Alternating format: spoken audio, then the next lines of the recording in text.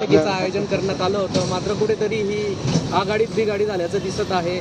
या बैठकीमधून तुम्ही नाराज होऊन या बाहेर आलात, काय सांगाल? बऱ्याच दिवसांपासून आम्ही स्वतःहून उबाठा गटाशी संपर्क करण्याचा प्रयत्न करत होतो, पण त्या ठिकाणी मागच्या मीटिंग झाल्यानंतर एक बराच काळ गॅप पडला.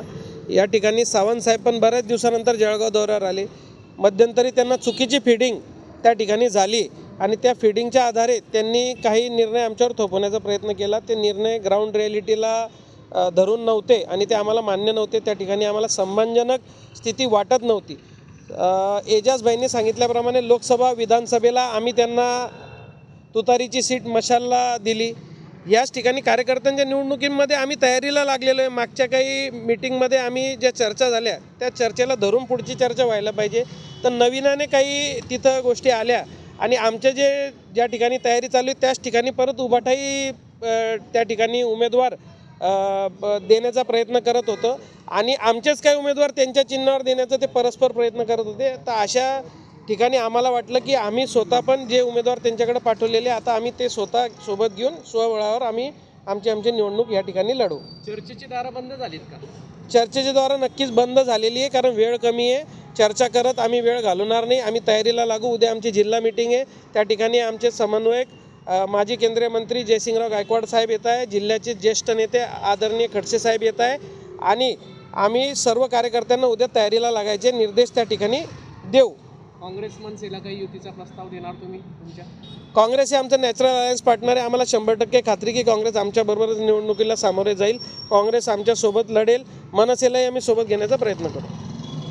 ज्या ठिकाणच्या जागा आम्ही यापूर्वी लढलेलो आहे, महानगरपालिकेवर आमची मागच्या वेळेस सत्ता होती, महापौर होते, उपमहापौर होते, नगरसेवक होते.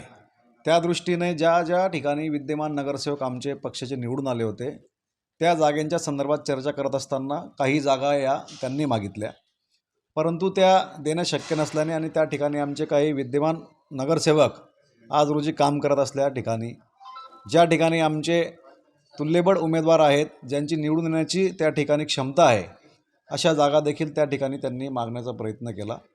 परंतु चर्चेअंती कुठलाही तोडगा या ठिकाणी निघालेला नाही, कुठलाही निर्णय या ठिकाणी झालेला नाही.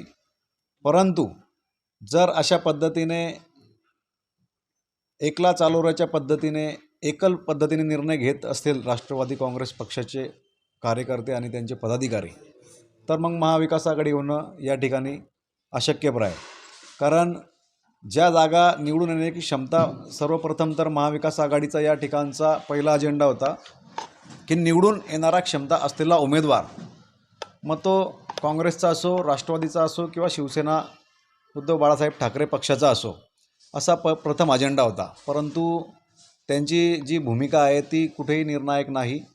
त्यांच्याकडे निवडून येण्याची क्षमता असलेले कुठलेही गणित नाही आणि त्या ठिकाणी निवडून येतील अशा पद्धतीचं कुठलं ते त्या ठिकाणी आलेखही नाही आणि अशा पद्धतीने ते जर जागा मागत असतील तर ते देणे शक्य होणार नाही. म्हणून या ठिकाणी महाविकास आघाडीचा जो निर्णय आहे तो कुठल्याही अंतिम निर्णयापर्यंत अजून तरी पोचलेला नाही. सोबळाचा नारा त्यांनी दिला, आपला पण सोबळाचा नारा आहे का? निश्चितच आमचा तर पहिला अजेंडा असा आहे की या ठिकाणी महाविकास आघाडी करून निवडणुका लढण्याचा होता.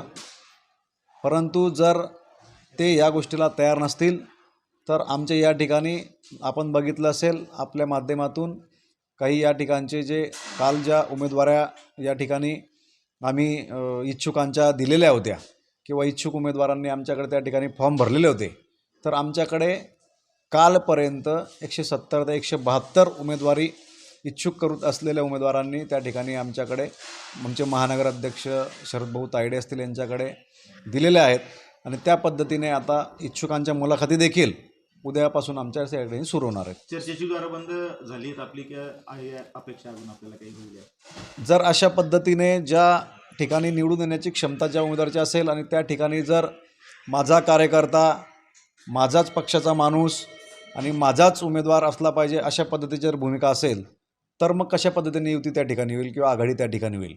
त्यामुळे जर असा एकला चालोऱ्या पद्धतीचा नारा त्यांनी दिला असेल तर निश्चितच महाविकास आघाडीतनं लढता आम्ही आमचे स्वतंत्र 75 जागा या मशाल चिन्हावर या ठिकाणी लढण्यासाठी आम्ही तयार आहोत.